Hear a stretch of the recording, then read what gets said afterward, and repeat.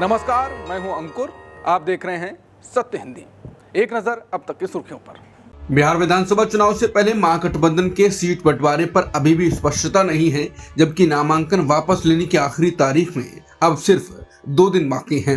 CPI-ML liberation के महासचिव दीपांकर भट्टाचार्य ने कहा कि महागठबंधन अब भी एकजुट है और इस बार ये पहले से बड़ा गठबंधन है।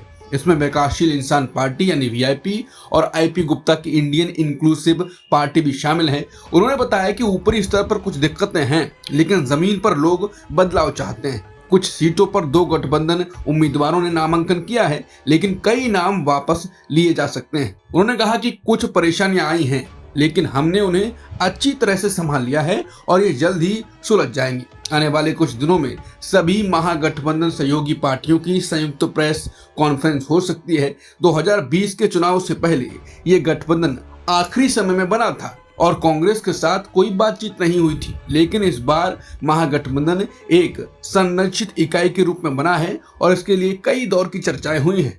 CPI-ML के महासचिव दीपांकर भट्टाचार्य से जब पूछा गया कि क्या तेजस्वी यादव महागठबंधन के मुख्यमंत्री चेहरा हैं, इस पर उन्होंने कहा कि बिल्कुल, तेजस्वी यादव 2 बार उप मुख्यमंत्री रह चुके हैं और महागठबंधन की सबसे बड़ी पार्टी के नेता हैं। हमने 2020 के चुनाव उनके नेतृत्व में लड़े थे। दरअसल NDA को जवाब देना होगा कि क्या नीतीश कुमार ही उसके CM पद के उम्मीदवार हैं। लोकतंत्र में परिवारवाद को लेकर बड़े बड़े नेता भले ही बयान देते हों, लेकिन बिहार विधानसभा चुनाव में हालात कुछ और ही कह रहे हैं। राज्य में NDA और इंडिया गठबंधन दोनों ही खेमों नेताओं के परिजन बड़ी संख्या में चुनाव मैदान में उतर रहे हैं।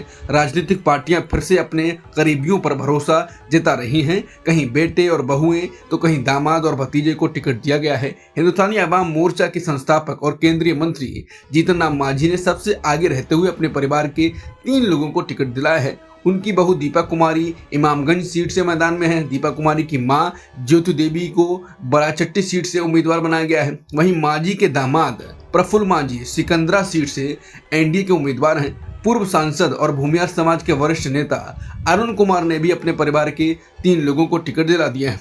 वंशवाद के खिलाफ सबसे ज्यादा बोलने वाली भारतीय जनता पार्टी ने भी कई नेताओं के परिजनों को टिकट दिया है। JDU की स्थिति भी अलग नहीं। RJD ने अपना पुराना ट्रेंड जारी रखा है। अन्य पार्टियां भी पीछे नहीं है। चिराग पासवान की LJP रामविलास ने अपने भतीजे सीमंत प्रणाल को टिकट दिया है। उपेंद्र कुशवाहा की पत्नी सासाराम सीट से लड़ रही हैं। VIP प्रमुख मुकेश सहनी ने अपने भाई संतोष सहनी को टिकट दिया है। प्रशांत किशोर की जन स्वराज पार्टी ने RCP सिंह की बेटी लता सिंह और भारत रत्न कर्पूरी ठाकुर की पोती जागृति ठाकुर को मैदान में उतारा है। अमेरिकी राष्ट्रपति ट्रंप ने मंगलवार को कहा कि उन्होंने प्रधानमंत्री नरेंद्र मोदी से बातचीत की है। ट्रंप के मुताबिक इस बातचीत का मुख्य विषय व्यापार रहा।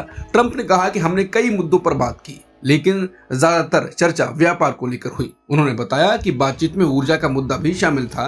ट्रंप ने दावा किया कि PM मोदी ने उन्हें भरोसा दिया है कि भारत अब रूस से तेल खरीद सीमित करेगा। ट्रंप ने कहा कि मोदी रूस से ज्यादा तेल नहीं खरीदेंगे, वो भी चाहते हैं कि ये युद्ध जल्द खत्म हो। अमेरिका के राष्ट्रपति ट्रंप और रूस के राष्ट्रपति व्लादिमीर पुतिन की मुलाकात फिलहाल तय नहीं है। व्हाइट हाउस के एक वरिष्ठ अधिकारी ने मंगलवार को ये जानकारी दी। कुछ दिन पहले ट्रंप ने पुतिन के साथ एक और शिखर बैठक करने का सुझाव दिया था, लेकिन अब कहा गया है कि निकट भविष्य में ऐसी कोई योजना नहीं है। अमेरिकी विदेश मंत्री मार्को रूबियो और रूस के विदेश मंत्री सर्गेई लावरोव के बीच भी आमने सामने बैठक की कोई योजना नहीं है। हालांकि दोनों नेताओं के बीच सोमवार को हुई फोन पर बातचीत को सार्थक और उपयोगी बताया गया है। अफगानिस्तान की राजधानी काबुल से भारत से जुड़ी बड़ी खबर आई। भारत ने वहां अपनी टेक्निकल मिशन को अब पूरा दूतावास का दर्जा दे दिया है। विदेश मंत्रालय की ओर से जारी बयान में कहा गया है कि यह फैसला तुरंत प्रभाव से लागू हो गया है। ये कदम कुछ दिन बाद आया है जब तालिबान प्रशासन के कार्यवाहक विदेश मंत्री आमिर खान मुत्तकी ने भारत का दौरा किया था। उनकी यात्रा को भारत और अफगानिस्तान के रिश्तों में नई शुरुआत के तौर पर देखा जा रहा है। अब भारत का यह कदम दिखाता है कि दिल्ली तालिबान प्रशासन के साथ सीमित लेकिन स्थायी संवाद बनाए रखना चाहती है। दिवाली की रात के बाद दिल्ली एक बार फिर जहरीली धुंध में लिपट गई। सुबह होते होते पूरा शहर गाढ़े ग्रे धुएं और धुंध की चादर में ढक गया। एयर क्वालिटी इंडेक्स यानी AQI सीधा रेड जोन में पहुंच गया। सुप्रीम कोर्ट ने भले ही दिवाली पर पटाखे चलाने का समय 2 घंटे तय किया था, लेकिन हकीकत ये रही कि दिल्ली के कई इलाकों में देर रात तक पटाखे फूटते रहे, जिससे हवा में धुआं और जहरीले कणों की मात्रा कई गुना बढ़ गई।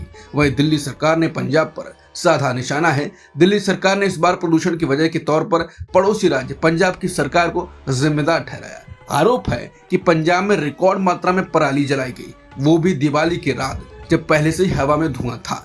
दिल्ली सरकार का कहना है कि पंजाब की आम आदमी पार्टी सरकार ने पराली रोकने के लिए जरूरी कदम नहीं उठाए, जिसका सीधा असर दिल्ली की हवा पर पड़ा।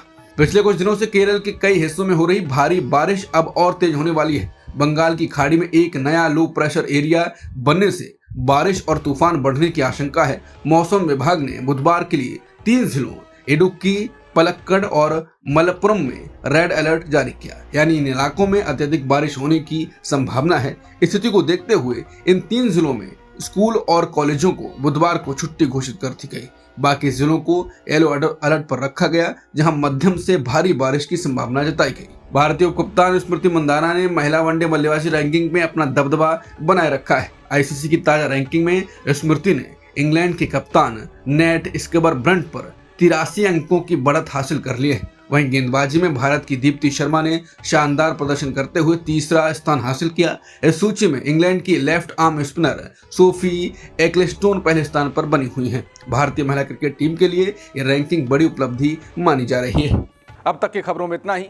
बाकी खबरों के लिए बने रहिए सत्यहिंदी.com के साथ। Copyright disclaimer under Section 107 of the Copyright Act 1976. Allowance is made for fair use for purposes such as criticism, comment, news reporting, scholarship, and research. Fair use is a use permitted by copyright statute that might otherwise be infringing.